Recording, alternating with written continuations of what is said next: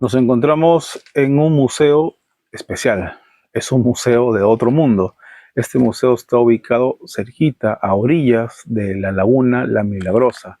Y hablar de este museo es muy especial porque hay que hablar de una persona en específico, un artesano que está directamente relacionado al fenómeno OVNI. Damas y caballeros, para mí es un gusto presentarles a nuestro querido Wilder. Wilder, muy buenas tardes, ¿cómo estás? ¿Qué tal? Buenas tardes, Giebro. Bienvenido a mi taller museo, Museo de Otro Mundo.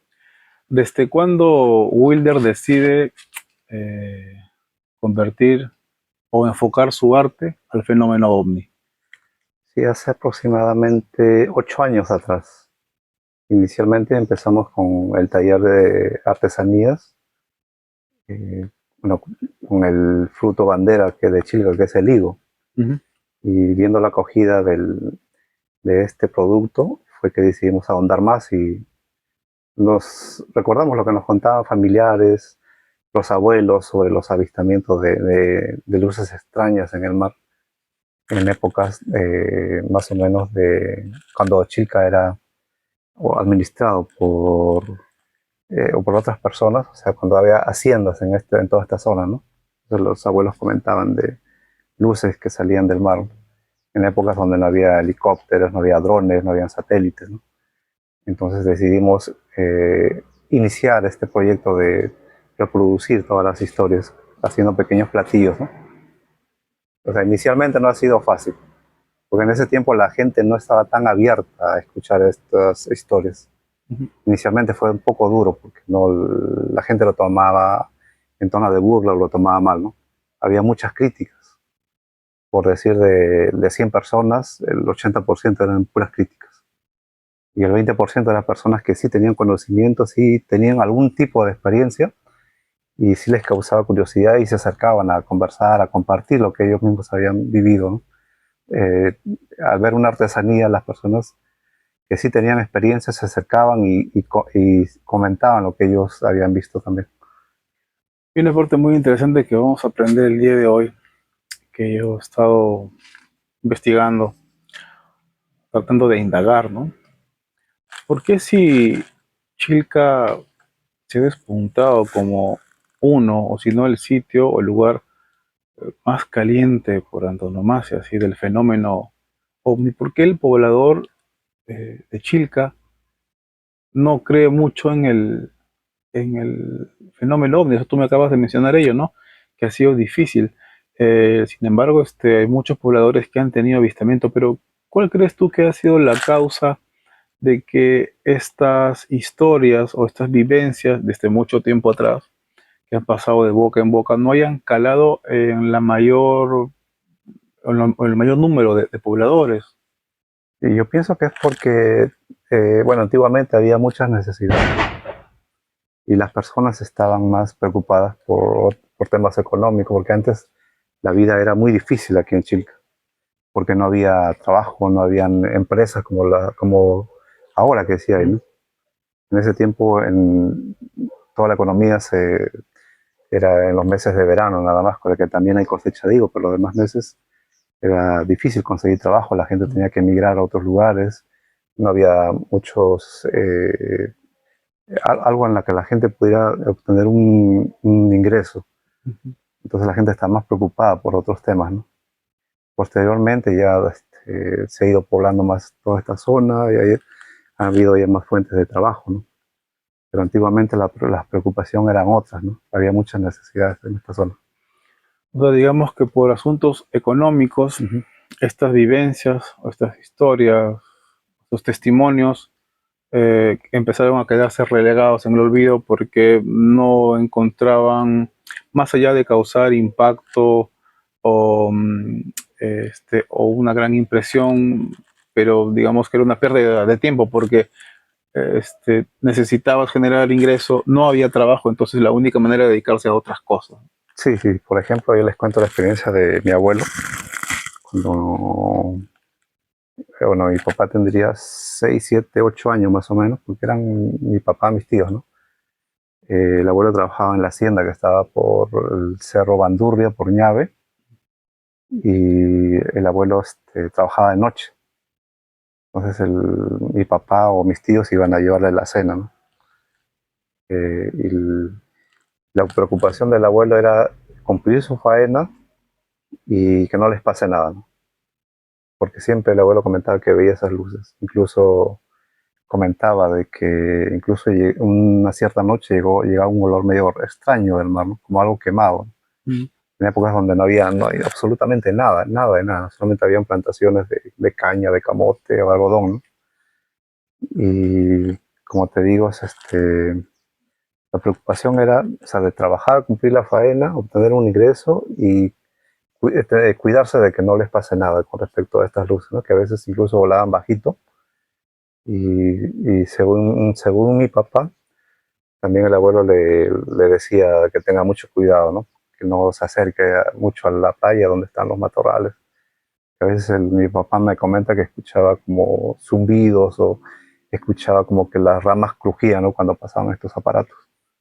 Entonces, por eso en ese tiempo, o sea, incluso hasta después, ¿no? Cuando mi papá estaba hablando, o sea, la preocupación era más económica, ¿no? Que Claro. indagar sobre estos temas.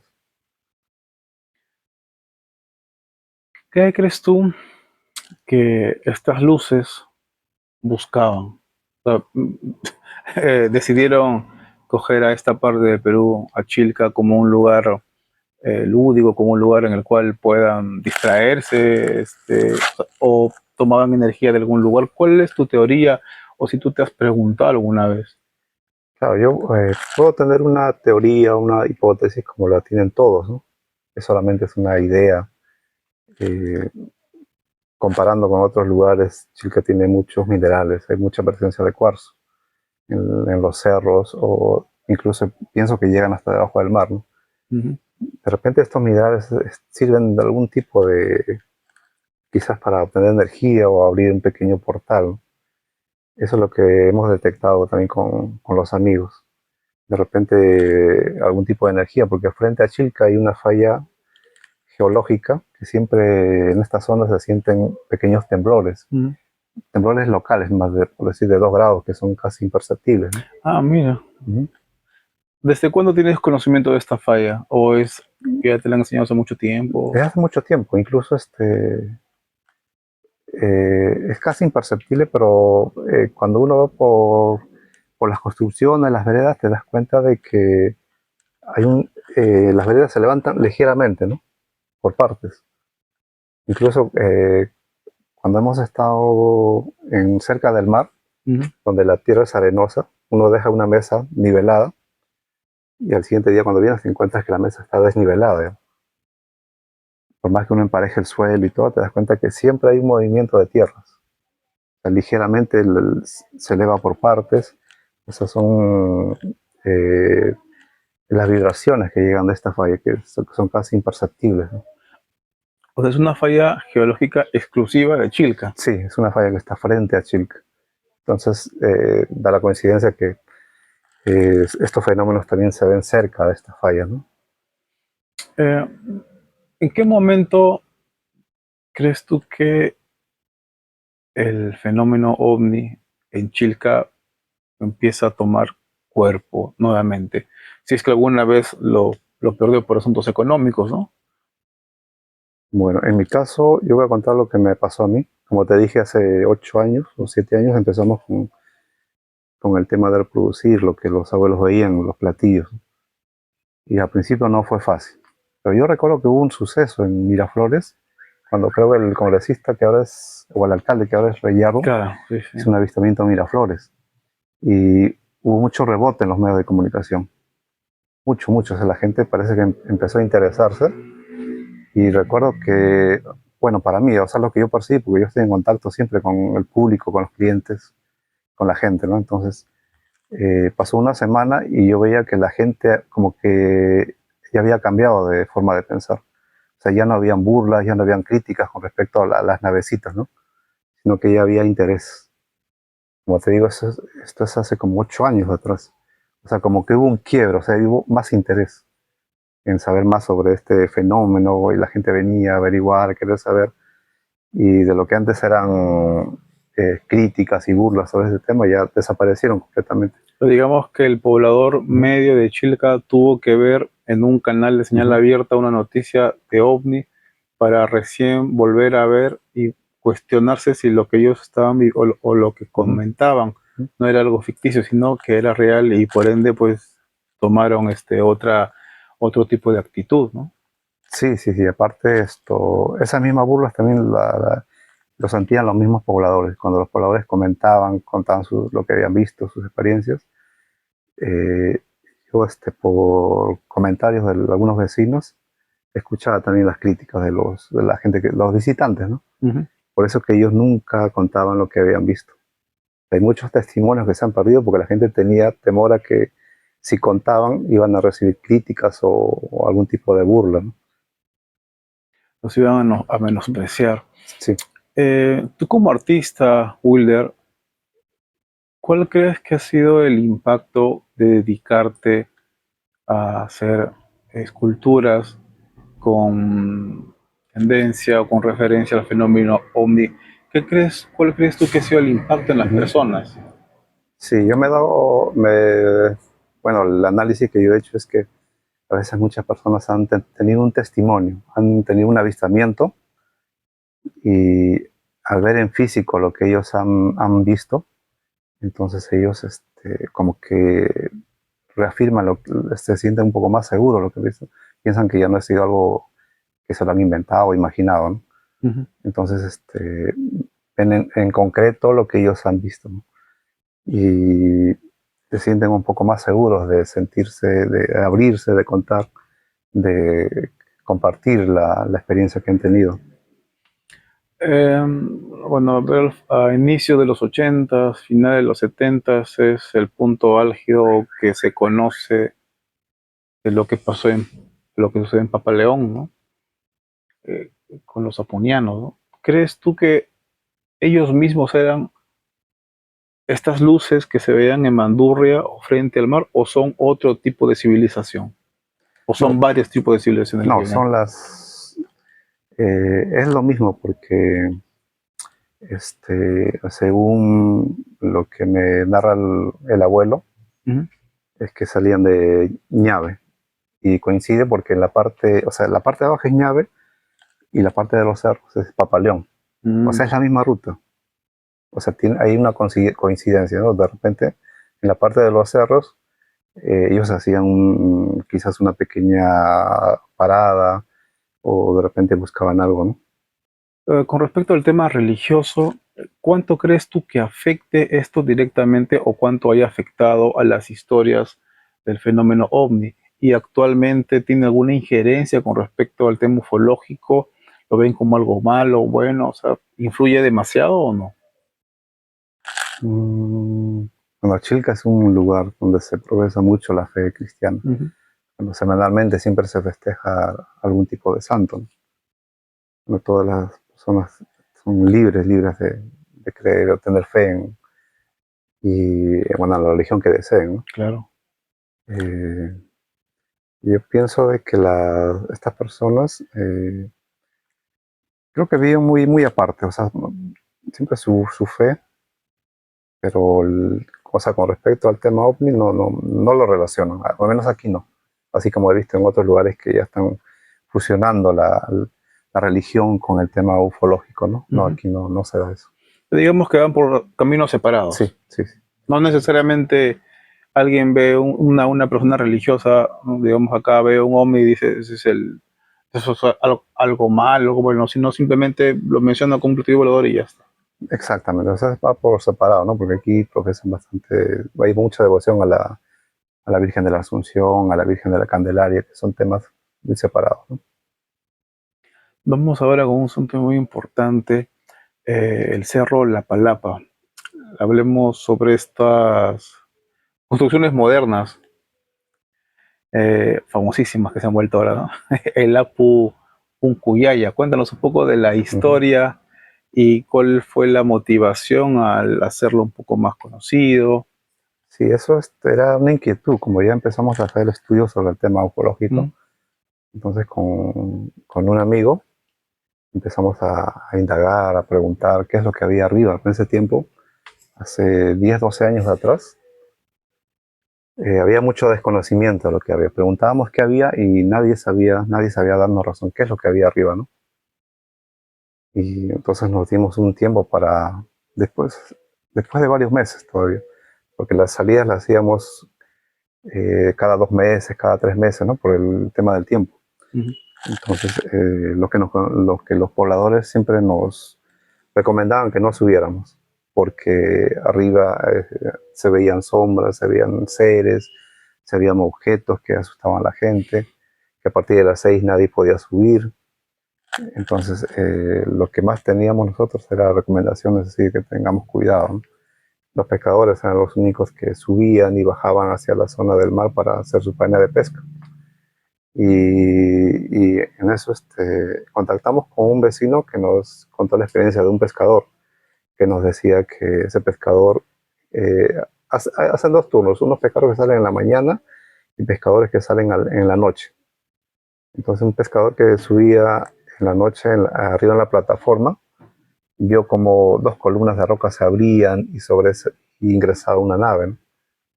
Entonces eso nos causó más curiosidad de encontrar dónde era ese lugar.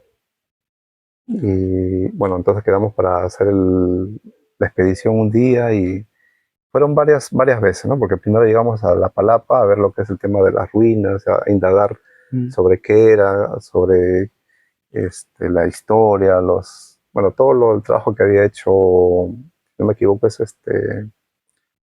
Julio Cetello, creo, sobre el tema de las ruinas de La Ok. Palapa. Y bueno, ya entonces, en la siguiente subida avanzamos un poco más. Llegamos casi hasta la mitad de lo que sería el Cerro Yaya. Encontramos una roca que tiene tallado un ojo, encontramos una roca que parecía que fue labrado por una roca enorme, que parece que fuera un altar. Después pequeñas columnas de roca, pero dijimos esto no es lo que nos han contado, ¿no? Debe estar más allá. Entonces a la siguiente salida, después de 2 meses, llegamos hasta el final y donde sí encontramos esas dos columnas de roca, ¿no? Dos columnas de rocas grandes y que tenían también un cuadrado adelante que parece que fuera un altar, ¿no? Y bueno, seguimos hasta la parte de la cima porque al final se eleva el cerro, la punta de Yaya, y vimos que era también un excelente mirador, ¿no? Después, posteriormente, encontramos otras rocas que también tienen forma de intihuatana, otras rocas que pareciera que fueron relojes solares. Yo digo parecen porque en el cerro hay mucha erosión. O sea, inicialmente como lo encontramos el Puncuyaya no era así. Y la última vez que hemos subido, hace como un mes, hemos encontrado que la erosión continúa, ¿no? Ujú. O sea, uno toca las piedritas y automáticamente se desmorona, ¿no? Y aparte de las personas que suben, por ejemplo, hemos visto que les ponen ahora pachetas a todo alrededor. ¿Qué es un bachete? Las pachetas son unos cúmulos de rocas Ah, ya, una de... encima de otra. Sí, sí, Ujú. sí, son las pachetas.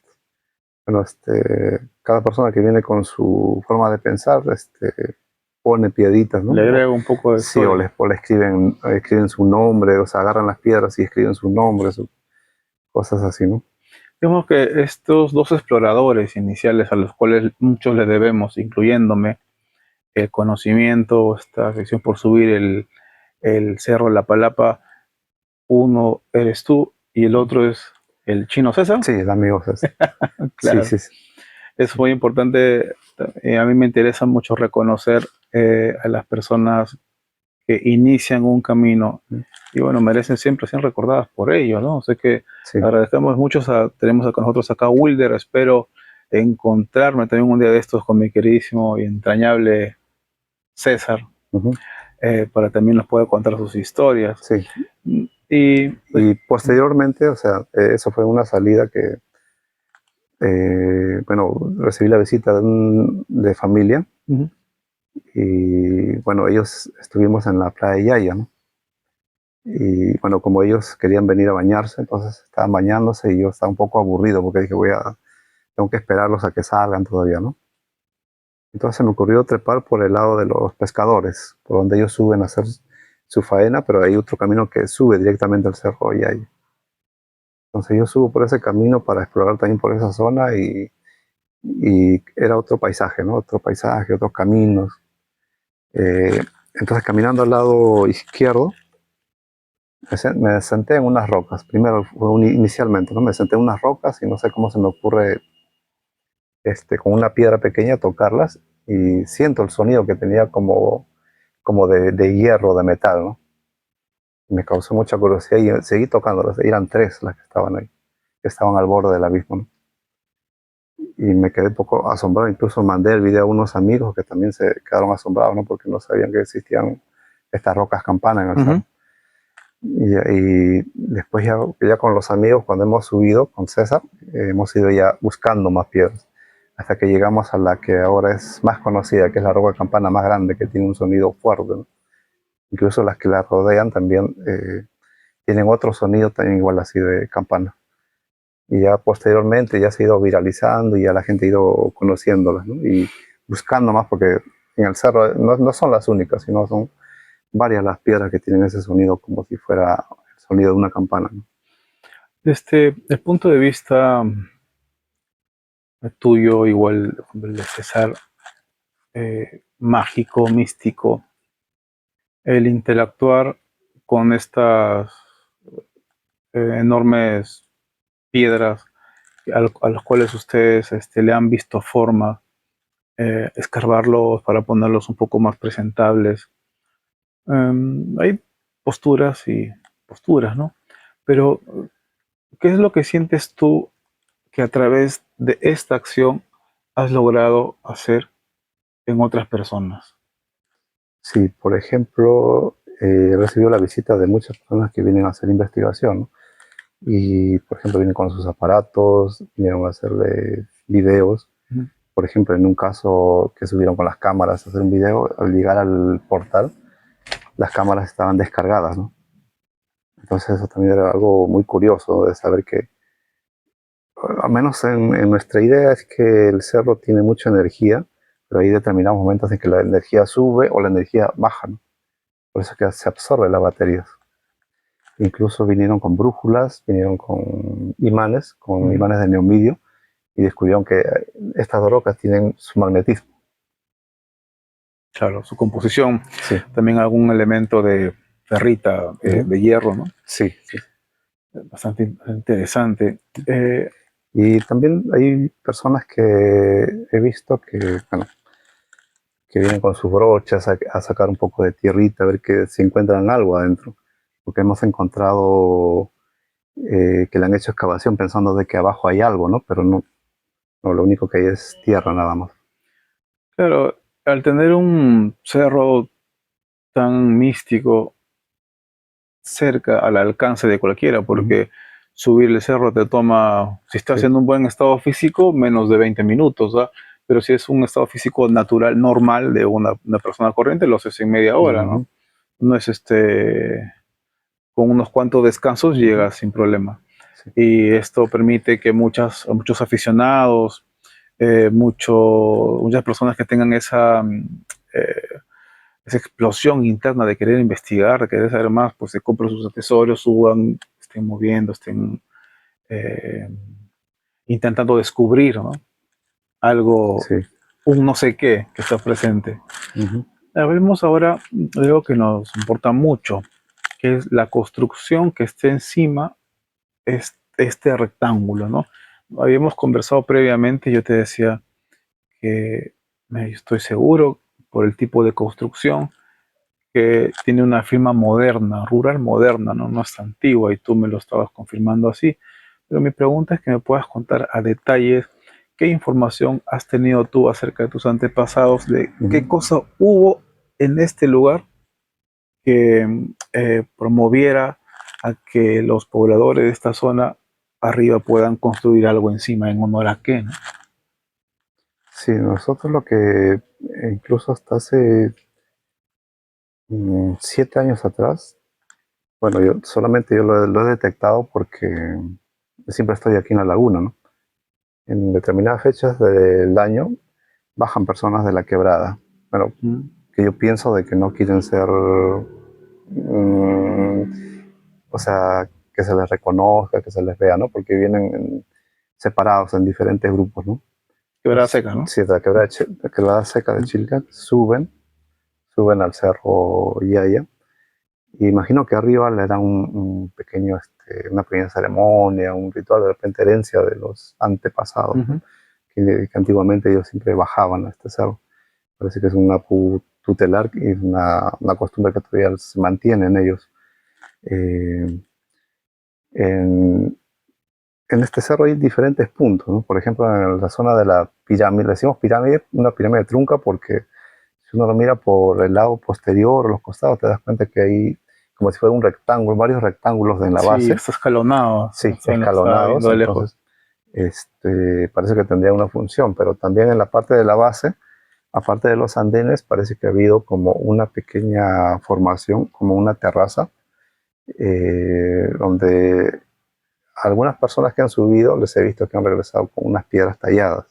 Entonces yo pienso de que en esa parte existiría de repente, antiguamente como un pequeñño templo donde estaría un tótem o de repente la forma del dios en los que ellos creían, ¿no?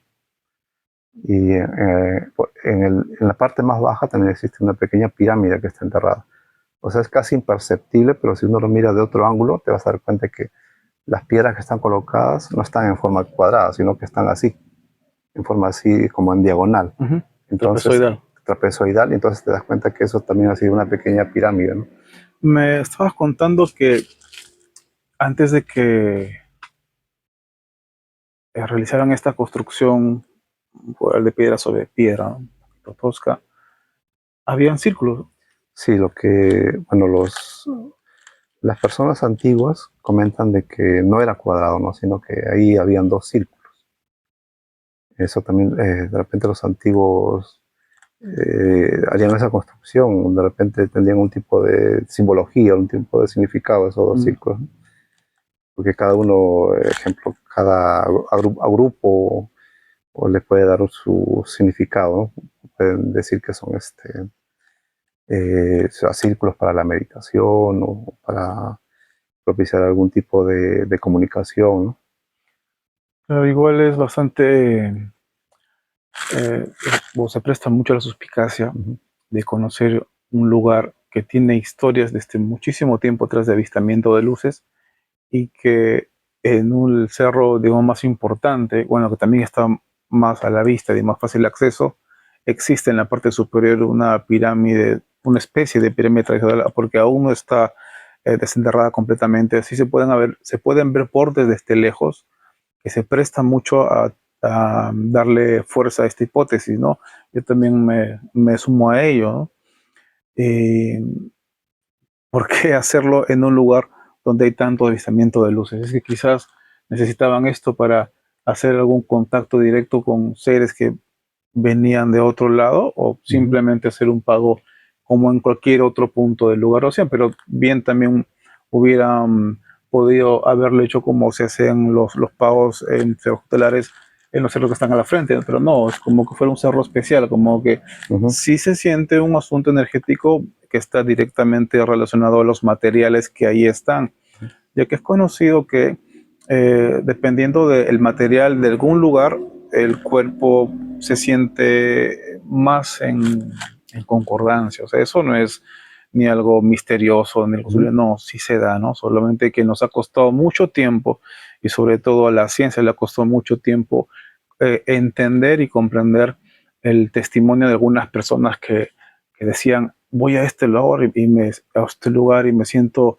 especial, o en este cerro siento como que todo está en paz, ¿no? Y ya pasó de ser algo testimonial, algo ficticio, algo datado científicamente. Sí, los materiales Ujú. en algunas zonas cumplen una función que es directamente proporcional con la sensibilidad de las personas y todos tenemos diferentes sensibilidades. Es por eso que a algunas personas les es más fácil eh, relajarse que a otras, ¿no? Así Sí. que alguna experiencia que hayas tenido tú con César, digamos, alguna experiencia que le pueda poner un poco de comino y pimienta a esa Mm. entrevista, Wilda, que deben haber tenido muchos ustedes, me Sí, no, imagino. lo que yo he visto en el cerro, o sea, cuando subo con personas, a veces las llevo o las guío, eh, bueno, la subida es muy empinada, a veces es muy...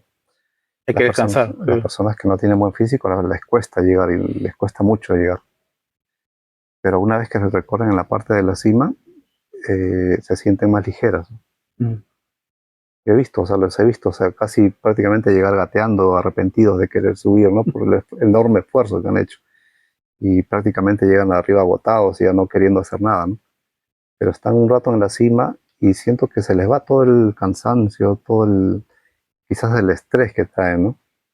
Por eso pienso que, o sea, bueno, todas las personas somos energía. Entonces la energía que en este cerro parece que les hace como que les recarga, primero los limpia, después los recarga, ¿no? Porque después bajan tranquilos, bajan relajados, con bastante energía, despejados. Y eso también me parece que tiene una explicación, ¿no? Por el magnetismo que hay en el cerro, Mm. o sea, por los minerales, por la presencia de grandes de cuarzo, bastantes vetas de cuarzo. Y eso también, esas vetas de cuarzo incluso llegan hasta la base de este cerro. O sea, es como si fueran unos conductores, unos cables que van desde de la base del cerro hacia la cima, ¿no? Que te pueden, o sea, cargar de energía en cierto momento o descargar, ¿no? Sí, sí, cierto. En la cueva del Pirata, la cueva 2, ¿no? Que se le llama, cuando se interna hacia la parte final, por decirlo así, se ven las vetas de cuarzo. Sí, Mm. sí. Sí, sí, Y es esas cierto. vetas de cuarzo se llegan hasta la cima Sí, porque sí, hemos sí. encontrado arriba o sea, pequeños indicios y cuando hemos sacado la arena vemos que ahí hay una veta, ¿no? Y son las mismas vetas que están en la base. Ahora, Wilder, también sé que guían a personas también al cerro, este, y esto está relacionado con las bonitas artesanías que Mm. haces. Bueno, obviamente Ujú. es imposible seguir esta entrevista sin que nos cuentes un poquito sobre las artesanías, sobre el proceso de construcción y sobre el amigo que tenemos acá delante tuyo. Sí, es un trabajo, como les dije, de años, primero aguantando críticas al principio y después ya, eh, bueno, incentivándome a que siga con este trabajo, ¿no? Es un trabajo de muchos años, buscando más temas, incluso hay más por desarrollar, porque aquí en Chilca, no solamente en la zona de Playa Yaya, Ñave, las lagunas, sino también que existe la Quebrada, donde hay un montón de testimonios y lugares que todavía no hemos explorado. Sí, y todo eso, lo que falta es hacer una artesanía y que las personas lleven un recuerdo de este sitio, ¿no? Ujú.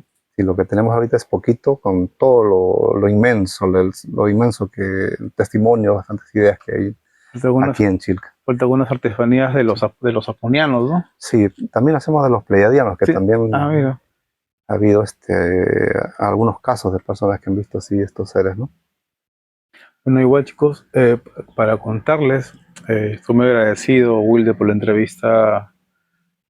Siempre pues está la invitación abierta, bueno, igual para que participes con nosotros en Marte Estudios Perú. Sin embargo, las personas que están viendo este video y quieran venir por su cuenta a Chilca, quieran subir al cerro La Palapa, pues pueden hacerlo cualquier día, ¿no? Pueden Ujú. venir y buscarlo a Wilder. Aparte que se llevan una bonita artesanía, pueden coordinar con él para subir al cerro La Palapa. Nosotros también hacemos visitas al cerro, pero quiero aprovechar que está con Wilder para que tú mismo, Wilder, por favor, ¿dónde te ubicas? Bueno, nosotros estamos los fines de semana aquí en la Laguna de la Milagrosa, Ujú. o si no, aquí en el taller, que es Virrey Amat 580. El sábado y domingo en la segunda puerta de la Laguna de la Milagrosa, ahí exponemos todos los trabajos que son de Chilca, tanto en el tema de los higos, del tema ufológico, y o si no al celular, ¿no? O al Facebook, como artesanía de otro mundo. Ujú. Y bueno, va a estar bastante interesante. Entonces, Wilder, gracias por la entrevista, ¿verdad? Gracias por recibirme en tu taller de otro mundo y nos seguimos viendo entonces. Y gracias, Diego, te agradezco bastante por la visita, por esta pequeña entrevista y bueno, el tema ufológico es muy amplio, todavía hay muchos. Por ejemplo, ahora hemos hablado del Cerro Yaya, ¿no? Pero no hemos hablado de lo que hay en la Quebrada de Chilca, hay diferentes puntos, ¿no? Como por ejemplo la Explanada o el Valle de los Cactus o por el lado de Chambalá, hay diferentes lugares Sí. que son temas para una sola entrevista, ¿no? Sí, sí, sí, sí. Estuvimos en el Shambhala la otra vez. No llegamos a Cuculí, pero llegaremos. Sí, Coculi también es un lugar donde hay muchas historias, muchos testimonios, hay lugares arqueológicos y piedras también con formaciones extrañas. Súper, querido Waldo, gracias. Gracias, Gebro. Estamos en contacto como siempre, ¿eh? Sí.